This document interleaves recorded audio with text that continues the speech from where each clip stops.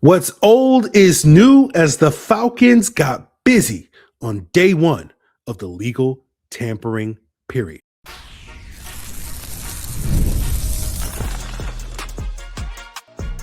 You are Locked On Falcons, your daily Atlanta Falcons podcast. Part of the Locked On Podcast Network, your team every day. Welcome back to Locked On Falcons, ladies and gentlemen. I am your humble host, Aaron Freeman.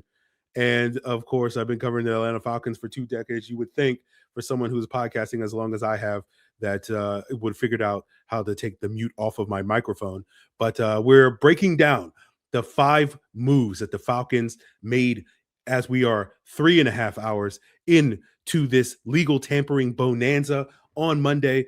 We will be talking about Tua Tagovailoa potentially on the next episode. Instead, we'll just talk about the 5 signings as we sit here at 3:30 p.m. Eastern time, 3.5 hours into the legal tampering period, and the moves that the Falcons have surprisingly made so far. Right, we spent the last week sort of tamping down. Oh, there could be a quiet week, but Ian Cunningham was like, "Aaron, I got you, and I know you love content, and even if I don't love the moves, Ian is 100% right. I do love content. And in general, I like the moves, especially the special teams moves, the new kicker, the new punter. That should be major upgrades at that spot. We'll break those down later in today's episode. But we got to start with the pass catchers and what old is new with Olamide Zaccheaus and Austin Hooper. Didn't see the terms of the Olamide Zaccheaus deal. If anybody in the chat knows that, please let me know in the chat. But we did get a 1-year deal for Austin Hooper for more than $3 million. And it is a reunion of 2019 weapons, right? Russell Gage, Julio Jones, Calvin Ridley, you're next. Mohamed Sanu, what are you up to? Christian Blake, give us a call. Justin Hardy, Luke Stocker, we're all bringing back. We're bringing them all back, right? Because Matt Ryan is not beating the allegations on that he is not really holding the keys to power in that building at this point in time. But I think both of these guys certainly were attracted to returning to Atlanta because of Matt Ryan's presence in the building. But in all seriousness, both OZ and Austin Hooper have connections to new decision makers in the building. Ian Cunningham from Chicago, that's where OZ played last year. Austin Hooper signed with the Browns after leaving Atlanta back in 2020, joining Kevin Stefanski there and spent 2 years there. But let's talk about Olamide Zaccheaus. My expectation is the vision is he's more of a number 3. That's what he's been throughout his tenure. But obviously in that 2022 season, the Falcons did have him basically as their de facto number 2. OZ is a solid piece. He raises the floor for this wide receiver room that was basically barren besides Drake London. He can block. He can win in the slot. He was very productive in the first half of the season last year for the Bears in those first 8 games where, he was on pace at that point to catch like 60 plus passes this past year. But then the emergence of the Bears second round pick, Luther Burden, sort of ate into his snaps and his production fell off a cliff basically in the last like 8-9 games of the season. And I think OZ is going to be more of that placeholder piece for the Falcons, right? He's going to give you a competent number 3. But like I said, I think if the Falcons can't find that needle mover potentially later in the draft where I think we'll be really circling where the Falcons can really make a big push at the wide receiver position, if they can't get that guy in the draft, then OZ can be a competent number 2 with the style of offense that the Falcons are likely to run. That we're going to talk about in a second with the addition of the tight end, which is going to be a tight end heavy offense. But that gets us to Austin Hooper. The last thing I'll say is, again, don't know what the contract of OZ is. I projected him at 1 year, $3 million, right? And so we'll see, if you guys know the exact terms. I haven't seen it anywhere, but we'll see on that. So that will kind of tell you what the Falcons' vision is for him in terms of what his role is. If they're paying him significantly more than that, then yeah, they do see him as a potential number 2 wide receiver. If they're paying him that much or less, then, it's more of a wide receiver 3. But with Austin Hooper, he's going to be potentially the number 2 tight end here. We'll see what this does to Charlie Woerner's future. Right, the Falcons could save nearly $5 million by releasing Charlie Woerner, but I'm going to, for the time being, assume that Charlie Woerner is going to stick in Atlanta, and we'll see on that front. But if that is the case and Charlie Woerner is still in Atlanta, this is telling you that the Falcons plan on leaning heavily on multi-tight end sets, 13 personnel, that 3 tight end set that was a staple of the Stefanski offense when Hooper first arrived in 2020 back in Cleveland, right? In those 2 years that Hooper played for the Browns, in 2020 and 2021, when it was him, Harrison Bryant, and David Njoku as their 3 main tight ends, the Browns led the NFL in 13 personnel, which is that 3 tight end set usage in those 2 seasons combined at 16%. That's 4 times what the NFL average was back in those days. And if you're curious, because we know Arthur Smith ran a ton of 3 tight ends and multi-tight end sets during his time in Atlanta, but he only ran it 7% of the time during his 3 years in Atlanta and never hit more than 9%, which came in his final year in 2023. So essentially what the Browns did coming out of the gates with Kevin Stefanski was run 3 tight end sets at twice the clip that we ever saw Arthur Smith running here in Atlanta. And in that first year that Kevin Stefanski had in Cleveland, about 51% of their offense had 2 or more tight ends on the field versus only 40% that was in that 11 personnel, which is the 3 wide receiver set. That is the staple that most teams in the NFL on average run about 60% of their offense out of. And the remainder, if you're doing the math, is basically with a fullback, which is why I'm sitting here thinking, hey, Woerner should be back because he can fill that fullback role that you're looking for as a dual threat fullback / blocking tight end. And, just because even if they do keep all 3 of these tight ends in Hooper, Woerner, and Pitts, I don't think the Falcons are done at tight end, right? I think there's a real possibility that they will draft a tight end because all 3 of these guys are basically operating on 1-year contracts. Woerner's in the final year of his contract that he signed 2 years ago with the Falcons. Pitts is on a 1-year franchise tag, and Hooper signed a 1-year deal, right? And so it makes sense to me for the Falcons to go into the draft trying to find that long-term solution at the tight end position. I know it's very disputable and it's very controversial to basically suggest that Kyle Pitts is not the long-term solution here, but we're not going to get into that on today's episode. So Hooper essentially bridges the gap between Kyle Pitts and Charlie Woerner, right? Charlie Woerner's good blocker, questionable pass catcher, although I think he's underrated in that regard, but certainly not moving the needle as a pass catcher. Kyle Pitts, obviously very highly touted pass catcher, questionable blocker, and Hooper's somewhere in the middle, right? And he sort of makes your offense a little bit less predictable when you use 2 tight ends or more on the football field, because we've talked about it before where like when you had Woerner and you had Pitts, Woerner was almost always going to be the front side blocker, meaning where he lined up was where the run was going to go because of Pitts's limitations as a blocker. And now with Hooper in the building, again, which is another reason why I think it still continues to make sense to keep Charlie Woerner on the roster, you won't have that limitation moving forward because you can put any combination of these tight ends on the field and defenses will not be able to tell exactly where the run play is going to go. So I think both Ozzie and Hooper are 2 solid role players that are proven options, right? But they're not the only pass catcher that the Falcons signed on Monday. And that move is probably a little bit more questionable, but I do think the Falcons have a vision for Jahan Dotson, and we will talk about what that vision is as him being a deep threat as we continue today's Locked On Falcons. So the pressure is high in the NFL, and so it is in your workplace with deadlines, overflowing inboxes, and that one position you have to fill sitting wide open. When the pressure is on and you need the right hire, Indeed is all you need. Indeed Sponsored Jobs helps you reach the right people who actually fit what you're looking for, so you're not just hoping that the right candidate just stumbles across your post. Over the next minute that I'm talking to you, companies like yours will have made 27 hires on Indeed, according to Indeed data worldwide. So if you're hiring, spend less time searching and more time interviewing the candidates who check all your boxes with the right skills, experience, and location by using Indeed Sponsored Jobs. And you can get a $75 sponsored job credit to help give your job that premium placement it deserves at Indeed.com/podcast. Just go to Indeed.com/podcast right now and support the show by saying you heard about Indeed on this podcast. Indeed.com/podcast. Terms and conditions apply. Need to hire? This is a job for Indeed Sponsored Jobs. So free agency is here, and so are we, and we are giving you 1 month free of the Everydayer Club with the code free agency, no spaces, all you have to do is head on over to the link in the description below at lockedonfalcons.supercast.com to use that code. And not only do you get a free month of the Everydayer Club, but you get, premium Discord access and an ad-free version of Locked On Falcons and so much more. So go check it out. So let's talk about Jahan Dotson, who the Falcons signed today to a 2-year, $15 million a year contract. That's considerably more money than I thought he would get on the open market, right? I figured he'd be much more in that range that I talked about with Olamide Zaccheaus being more of that 1-year prove-it deal for a few $1,000,000. So clearly the Falcons see something in Jahan Dotson. Right now, I was a big fan of Jahan Dotson coming out of that 2022 draft class, right? That was the same draft class that the Falcons selected Drake London.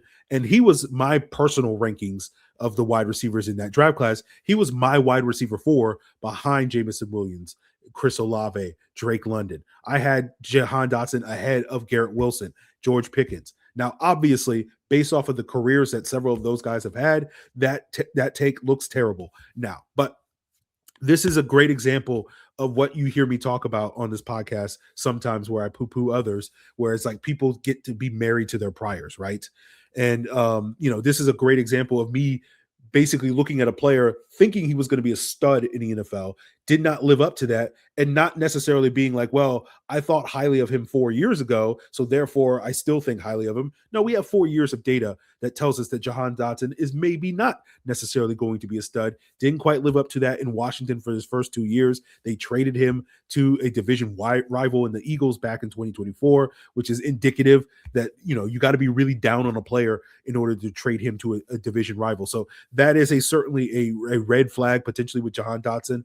But the Falcons clearly think that they can salvage him, that he can be a successful reclamation project. Now, that's not typically the reclamation project that I typically like, but my best guess is that the Falcons are going to envision Jahan Dotson more as a deep threat. Excuse me. That's what he did pretty well as a rookie in Washington back in 2022. And this past year in Philadelphia, that was his main role with the Eagles. And I think that can work, right? That's something that the Falcons need, some speed down the field. And obviously, if we can get Jahan Dotson to actually resurrect his career here in Atlanta, despite the skepticism that I've expressed on the episode today, you guys know me. I always play both sides. So I always come out on top. So I can sit here and be like, oh, I was a big fan of Jahan Dotson back in 2022. And even though there's a podcast out there where I spent 5 minutes saying I don't necessarily buy into him resurrecting his career in Atlanta, I actually was a true believer from the OG. I was an OG Dotson fan. And if he doesn't work out, then I just sit here, months later and be like, well, I never really bought into the Jahan Dotson hype when we signed him and all that stuff. So again, you always got to play both sides, guys, so that you always come out on top. But even though I'm expecting Dotson's contract to be more than what we gave Ozzy, I would expect Ozzy to be over Dotson on the depth chart, right? That, I think Dotson is going to be more of that specialist than an every down player. But if the Falcons can tap into that first round potential, then there is upside for him to emerge as that number 2 wide receiver, right? But I think the reason why I think Ozzy's going to get more reps than him is because of Ozzy's blocking ability, right? Those early down reps that Ozzy's going to get, especially if the Falcons are leaning heavily on their multi-tight end sets, that 12 personnel with 2 wide receivers on the field, Drake London, Olamide Zaccheaus will be able to bring it as blockers much more so than Jahan Dotson in that role. And so that's why I think you'll see a lot more of Ozzy from a snap count standpoint than Dotson, but we'll see. But as I sit here today, it looks like the hierarchy of wide receivers, obviously Drake London's going to be your number 1 wide receiver. As I just mentioned, Ozzy should be your number 2. Dotson should be your number 3. And we have Casey Washington as your number 4. But we've been talking for this last week or so about, and several weeks really, about the potential for the Falcons to double dip in the draft at the wide receiver position, that we were going to come out of this offseason with probably at least 4 or 5 new additions at that wide receiver position. We've already had 2.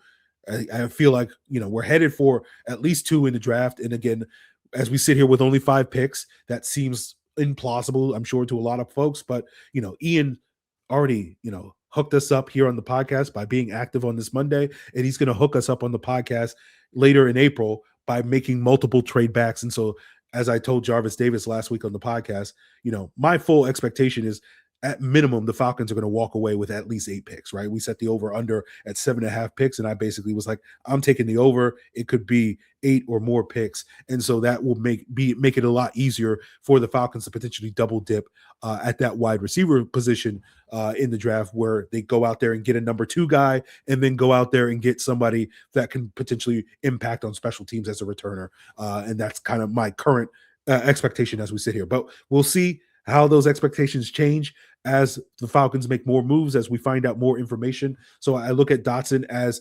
a decent reclamation project, probably a little pricier than I would have paid for that type of player, but we'll see if Kevin Stefanski and Tommy Rees can, maximize his ability here in Atlanta for the first time, after several years of struggles. But we're reshaping the special teams unit. We got a brand new kicker, brand new punter, and the numbers are suggesting that we got, a major upgrade at that position, and we'll break it down what Nick Folk and Jake Bailey are bringing to the table as we continue today's Locked On Falcons. So we live in a world where we can stream anything, order food in minutes, and carry supercomputers in our pockets, and somehow buying tickets still feels complicated. Whether it's hidden fees, jumping prices, endless steps, there has to be a better way, and now there is. That's why I use GameTime. It gives the advantage back to the fan and makes getting tickets simple. Whether it's NFL games, concerts, comedy, music, theater, whatever you're into, you get to see exactly what you're expecting to see before you buy with their panoramic seat views. And there are no surprises when you stir up to the stadium with those seat views, no surprises at checkout with no hidden fees. All the price you see is the price you pay. So with 2 taps, you will have great seats locked in. It's fast, it's easy, it's done.